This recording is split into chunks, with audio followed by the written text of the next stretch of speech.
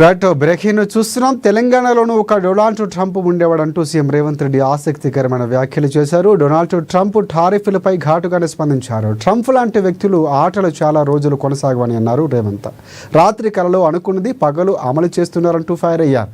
గతంలో తెలంగాణలో కూడా ఒక ట్రంప్ ఉండేవాడంటే మాజీ సీఎం కేసీఆర్ను ఉద్దేశించి ఘాటు వ్యాఖ్యలు చేశారు రేవంత్. తనకు నచ్చినట్లుగా పాలన చేయటం వల్లే కేసీఆర్ను ప్రజలకు మూకుమ్మడిగా ఒడిగొట్టి ఫామ్ హౌస్లో కూర్చోబెట్టారని కామెంట్ చేశారు. ట్రంప్ ఒకరోజు నరేంద్ర మోదీ తన మిత్రుడు అంటారని, ఆ మరునాడే భారత్పై 50% ప్రతీకార సుంకాలు విధిస్తాడంటూ దుయ్యబట్టారు. భవిష్యత్తులో భారతీయులకు వీసాలు ఇవ్వకపోతే అమెరికాకే నష్టమని కూడా అన్నారు Revanth.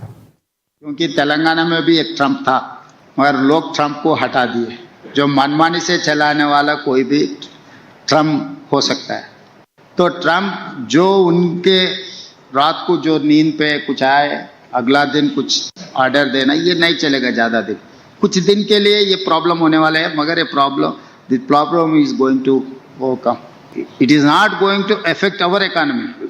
It is going to affect even US economy. If they are reluctant to give visas, if they are reluctant to give admissions for Indians, all those institutes are going to come to India. I spoke to Harvard, I spoke to Stanford, I have initiated. Next month I am going to join in Harvard.